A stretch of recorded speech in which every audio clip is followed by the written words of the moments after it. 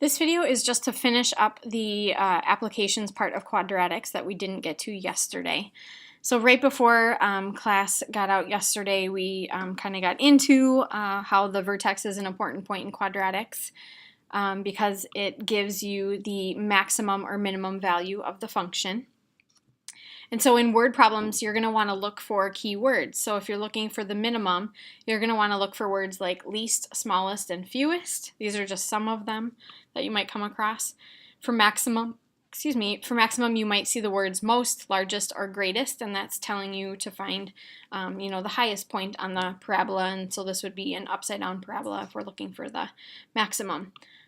Pay close attention to the units to determine if the question is asking for the x value of the vertex or the y value of the vertex. So just a couple examples. The first example that I have is you're given a function, and this function models the number of accidents per 50 million miles driven for drivers x years old, and where the ages are from 16 to 74. And the first question is, it says, what is the age of a driver having the least number of accidents? And so least means I am looking for the minimum. And so this, if you look at the equation of the parabola, my stretch factor A is positive, meaning I have a U-shaped parabola. It's not upside down, so I have to have a minimum. With parabolas, you can't have a minimum and a maximum for the vertex. And so that means since I'm finding the age, and age is represented by x, that means I'm finding the x value of the vertex.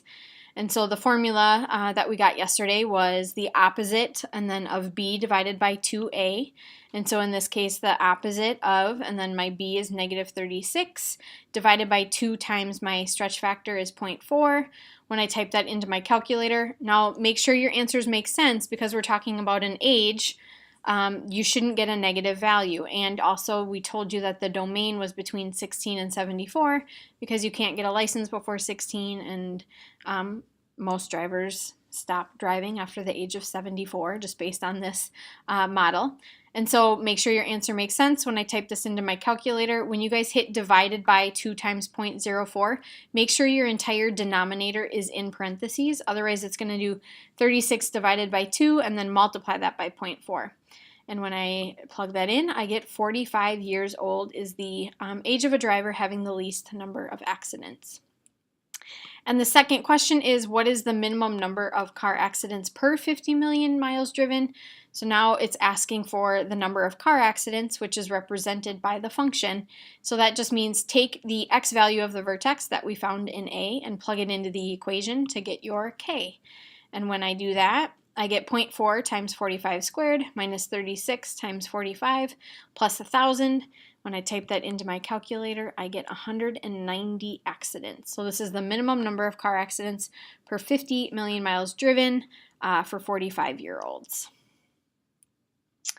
The second example is a little bit more complex. It says that you have 100 yards of fencing to enclose a rectangular region. Find the dimensions of the rectangle that maximize the enclosed area, and what is the maximum area. So in this case, we were not given an equation, but I know an area of a rectangle formula, and I know perimeter, since we're given 100 yards of fencing, has to deal with perimeter. So before you can do anything in terms of answering the questions that we have, what are the dimensions that yield the greatest and what is the greatest area, we need to come up with the formula first. So first thing that we need to do is express the area as a function in one variable. So I only want my area to be in terms of x. And so I have area is x times y. I have my perimeter of a rectangle is 2x plus 2y, and I know that I only have 100 yards of fencing. So what I'm going to do is rearrange my perimeter formula to get just y by itself so that I can substitute it into the area formula. So I subtract 2x from both sides and then I divide by 2. So I get y equals 50 minus x. And so what I'm going to do with that is substitute this 50 minus x into my area formula, and I get x times 50 minus x, which is 50x minus x squared. So now I have a quadratic function that models the area of this rectangular region. So the next thing though is that it's not in standard form, so just make sure you rewrite it so that you get negative x squared plus 50x. That way you're not mixing up your a's and b's when it comes to finding the vertex. And now I can start answering the question. So it says, what are the dimensions that yield the greatest area? So the first thing is, I need to find the x value of the vertex. And so in this case, I get the opposite of b over 2a, and so then I get the opposite of 50 over 2 times the negative 2. This ends up being 25 yards. Once again, it should come out to be positive because I can't have a negative distance. So this is my x value, 25 yards, and so then to find my y, so the other dimension, I have my perimeter is 50 minus x, and so then 50 minus 25 is just 25, so this ends up being a square region.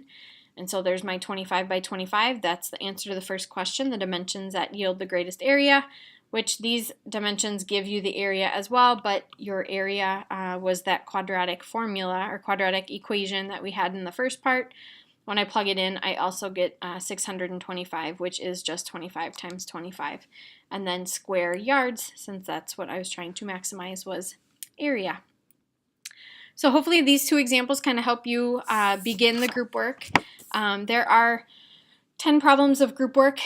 Get as many as you can complete today, and then hand in whatever you finish today, and what you don't finish today we will finish tomorrow. But I want you to hand in what is completed today. And then pass out the assignment, and your assignment is written on the side whiteboard as well. Have a good day.